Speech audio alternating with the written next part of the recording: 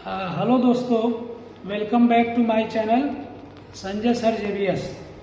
इस चैनल में आपका स्वागत है। आज हम लोगों ने कक्षा 12 हेतु एक बहुत ही बढ़िया वीडियो क्वेश्चन आपका आता है जो बोर्ड की परीक्षा में 5 नंबर का आता है, उसके लिए हम लोगों ने बनाया है। वो क्वेश्चन आपका है अपवर्तन अवतल पृष्ठ के लिए अपवर्तन का सूत्र। अवतल पृष्ठ के लिए अपवर्तन के सूत्र के लिए हमने क्वेश्चन बनाया हुआ है। तो ये क्वेश्चन है, बहुत इंपॉर्टेंट क्वेश्चन है, परीक्षाओं में बार बार पूछा जाता है। क्वेश्चन आता है कि किसी अवतल गोलीय पृष्ठ के लिए, किसी गोलीय अवतल पृष्ठ के लिए प्रकाश के अपवर्तन का सूत्र स्थापित कीजिए, अथवा n/v -1/u बराबर n-1/r को स्थापित कीजिए जहाँ संकेतों के सामान्य अर्थ है, अथवा n/2/v -n1/u बराबर n2-n1/r को स्थापित कीजिए। ये क्वेश्चन इस तरह से आता है। तो हम लोग यहाँ लिख लेते, देखते हैं। ये चित्र बना हुआ है। ये तुम्हारा ये एक अवतल गोलीय पृष्ठ है और ये इसका मुख्य अक्ष है। ये एक अवतल गोलीय पृष्ठ, जो दबा हुआ पृष्ठ होता है उसको अवतल कहते हैं। ये हाथ हमारा दबा हुआ तो इसको अवतल कहेंगे। तो ये अवतल है। अगर इधर का देखेंगे तो ये उत्तल है। तो ये ऐसे बना हुआ है, तो ये अवतल पृष्ठ है। लिखेंगे कैसे हम लोग? माना Q डैश एक अवतल गोलीय पृष्ठ है जिसका मुख्य अक्ष PC तथा वक्रता केंद्र C है, इसके मुख्य अक्ष पर एक बिंदु वस्तु O स्थित है। बिंदु O से चलने वाली प्रकाश की किरण अवतल पृष्ठ के बिंदु M पर आपतित होती है, जो अपवर्तन के पश्चात यम्य दिशा में चली जाती है। अपवर्तन के पश्चात अभिलंब की ओर झुक जाती है। ये देखिए, ये जो है CMN अभिलंब है। ये सीधी रेखा है, CMN अभिलंब है। प्रकाश की किरण यहाँ से ऐसे आती है, तो ये इधर का विरल माध्यम है और इधर का सघन माध्यम है। इधर वायु है, उधर कांच है। तो विरल माध्यम से जब सघन माध्यम में प्रकाश की किरण प्रवेश करती है तो अपवर्तन के नियम का पालन करते हुए वो अभिलंब की ओर झुक जाती है। ऐसे सीधे में जाकर के ऐसे टर्न हो जाती है, तो झुक जाती है। तो ये जो हो गया कोण बनता है, ये बनता है आपका अपवर्तन कोण। और ये जो किरण है अभिलंब के साथ जो कोण बनाती है इसको कहते हैं आपतन कोण। तो मान लिया कोण OMC बराबर I यानी आपतन कोण है, तथा कोण AMN अपवर्तन कोण अर्थात R है। P से, ये इसको ध्रुव कहते हैं, ध्रुव से वस्तु की दूरी, ध्रुव P से बिंदु वस्तु O की दूरी PO है। तो इधर जब बाईं तरफ नापते हैं तो चिन्ह परंपरा के अनुसार माइनस में लेते हैं, तो वस्तु की दूरी को U लिखते हैं। तो यहाँ से यहाँ तक की दूरी को U है, इसको हमने -U लिखा हुआ है। PO बराबर -U। और ये I मतलब इमेज है, इमेज बना हुआ है। तो इससे इमेज की दूरी को, प्रतिबिंब की दूरी को, यहाँ से यहाँ तक की दूरी को हमने V माना हुआ है। इसको इधर नाप रहे हैं तो इसको -V ले लिया हमने। और इसका जो P से C तक की दूरी को वक्रता त्रिज्या कहेंगे। तो PC को हमने क्या ले लिया? -R मतलब रेडियस ऑफ कर्वेचर। तो यहाँ तक हम लोगों ने ले लिया। इसके बाद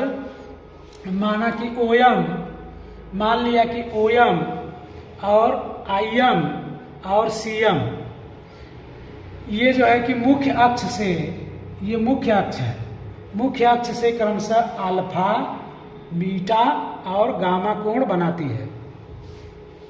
तब त्रिभुज OMC में त्रिभुज ओ एम सी में इधर हम लोग बना लेते हैं एक त्रिभुज, यहाँ से बना लेते हैं इसे ओ एम, यहाँ पे कर लेते हैं सी। ये हो गया ओ, ये हो गया एम, ये हो गया सी। ये ऊपर वाला कोण आपका है इस चित्र में आई है, और ये वाला जो कोण है अल्फा है, और ये बाहर वाला जो कोण है गामा है। तो यहाँ देख लीजिए त्रिभुज ओ एम सी में, त्रिभुज ओ एम सी में ये वाला कोण ऊपर का कोण आई है, और ये वाला कोण अल्फा है, ये बाहर वाला जो कोण है गामा है। तो इसको हम लोग यहाँ देख लीजिए इस चीज़ को, यहाँ पे आपका एक त्रिभुज बना हुआ है ओ एम सी, इसमें एक बाहर का कोण है, तो ये बाहर का कोण है, ये अंदर का कोण है। त्रिभुज में 3 अंतः कोण होते थे, एक ये और एक ये। तो एक प्रमेय होता है गणित में, बाहर का कोण यानी कि बहिष्कोण गामा बराबर, बहिष्कोण गामा बराबर दूर के अंतः कोणों के योगफल के बराबर होता है। दूर के अंतः कोणों के, सुदूर स्थित अंतः कोणों के योगफल के बराबर होता है। बहिष्कोण प्रमेय है, कक्षा 9-10 में रहा होगा।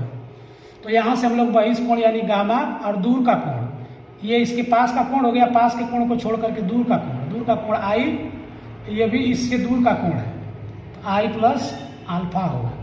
यहाँ से हम लोग आई का मान निकाल लेंगे, आई का मान निकालेंगे तो अल्फा को इधर ले आएंगे, गामा माइनस अल्फा हो गया। ठीक है, इधर से आ जाइए, हम लोग देखते हैं यहाँ त्रिभुज ओ एम सी में गामा बराबर अल्फा प्लस आई, यहाँ से आई की वैल्यू निकालेंगे तो गामा माइनस अल्फा होगा, इक्वेशन नंबर 1 हो गया। इसके बाद त्रिभुज आई एम सी में, त्रिभुज आई एम सी में, त्रिभुज आई एम सी में ये वाला कोण बाहर बना है और ये वाला कोण अंदर है, दूर का कोण है। तो हम लोग गामा बराबर लिख सकते हैं बीटा प्लस ये इसका आर है, तो ये हो गया गामा बराबर beta plus R, beta plus R, यहाँ से आर का वैल्यू हो गया गामा माइनस बीटा, समीकरण नंबर 2। अब हम लोग स्नेल के नियम से, स्नेल के नियम से साइन आई अपान आर बराबर n2 अपान n1, n2 जो है कांच का अपर्तनांक उधर का है और n1 इधर वायु का अपर्तनांक है। तो स्नेल के नियम से sine I one upon sine I upon sine R बराबर n2 अपान n1। तो साइन आई की जगह आई लिख लेंगे, साइन आर की जगह आर लिख लेंगे। अब साइन आई की जगह पे आई क्यों लिख लिया? क्योंकि यदि गोली पृष्ठ का व्यास अगर छोटा होगा तो बिंदु जो यम होगा वो ध्रुव P के निकट आ जाएगा। बिंदु यम जो है ध्रुव P के निकट होगा, तब I और R छोटे होंगे, तब I और R अत्यंत छोटे होंगे। जब I और R छोटे होंगे तब उनको रेडियन पे नापने पर, रेडियन में नापने पे साइन I और साइन R भी अत्यंत छोटे होंगे।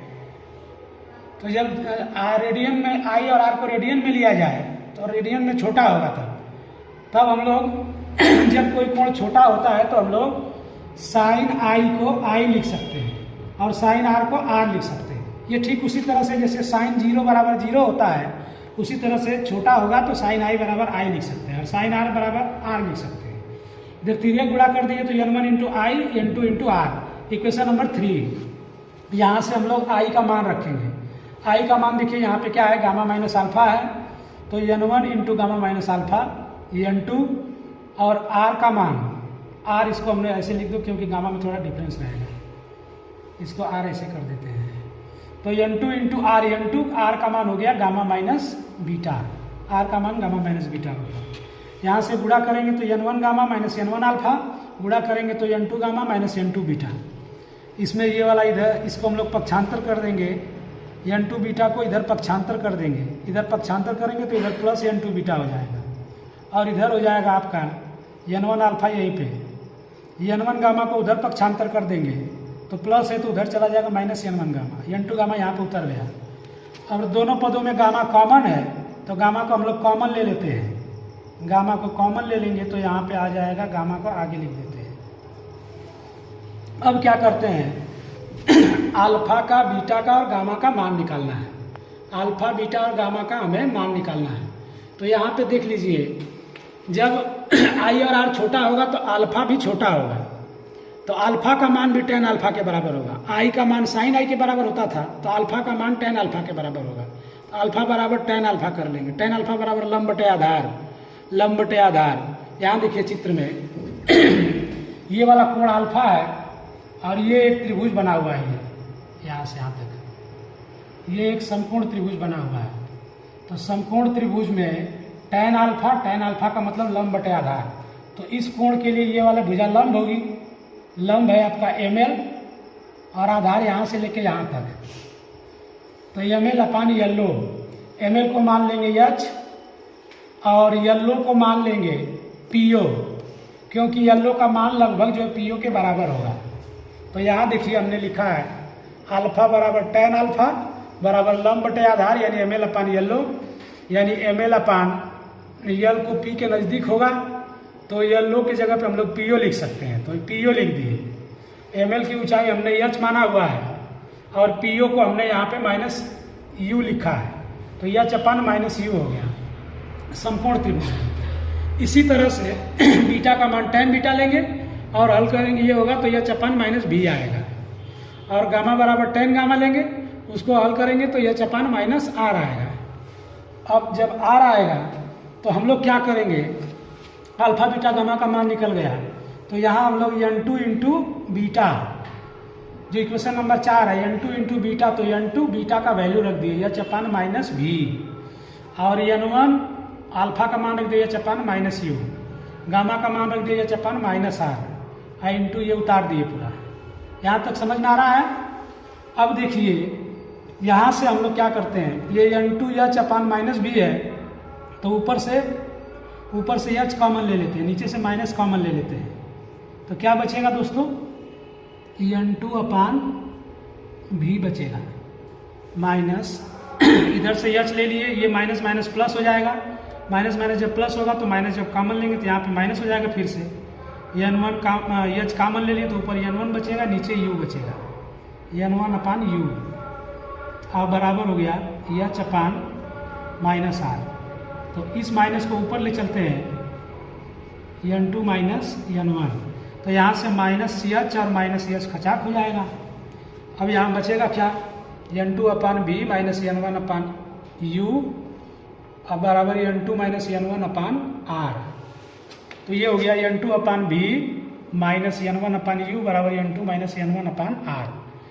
यही अभिष्ट सूत्र यहाँ सिद्ध हो गया। अगर दूसरा वाला सिद्ध करने के लिए कहेगा तो हम लोग क्या करेंगे, दोनों पक्षों में n1 से भाग देने पर, दोनों पक्षों में n1 से भाग देने पे, तो यहाँ n2 अपान n1 ये हम भाग दे रहे हैं, n1 कर दे रहे हैं, n1 अपान n1 कर दे रहे हैं, और इधर n2 अपान n1 कर दे रहे हैं, n1 अपान n1 कर दे रहे हैं। तो n1 से n1 कट जाएगा, n1 से n1 कट जाएगा तो 1 बचेगा, n2 अपान n1 को हम लोग n मान लेंगे, तो n माइनस 1 हो गया ऊपर, नीचे हो गया r, यहाँ n1 से n1 कट जाएगा तो वहाँ 1 हो जाएगा, यहाँ u बचेगा, और n2 अपान n1 को n मान लेंगे, ये हो गया v, तो n अपान v माइनस 1 अपान u बराबर n माइनस 1 अपान r। यही अभिष्ट सूत्र है। तो दोस्तों आज हमने बहुत ही इंपॉर्टेंट क्वेश्चन इसमें देखा, वो इम्पोर्टेंट क्वेश्चन देखा, तो इस इम्पोर्टेंट क्वेश्चन को आप लोग पढ़ लीजिएगा, 99% संभावना होती है यूपी बोर्ड में आने की, तो इसको आप लोग पढ़ लीजिएगा अच्छी तरह से और बोर्ड के लिए याद कर लीजिएगा। उम्मीद करता हूँ कि ये क्वेश्चन यूपी बोर्ड की परीक्षा में जरूर आएगा, कई सेट का पेपर होता है तो किसी न किसी में जरूर आता है। तो हम लोग इतना ही करेंगे आज की वीडियो में, बस इतना ही। और क्या करेंगे, आप अगर वीडियो अच्छा लगा हो तो आप लोग बटन दबा दीजिए, बटन दबाने का मतलब लाइक कर दीजिए और सब्सक्राइब भी कर दीजिए। सब्सक्राइब करके घंटी वाला बटन दबा करके ऑल कर दीजिए नोटिफिकेशन।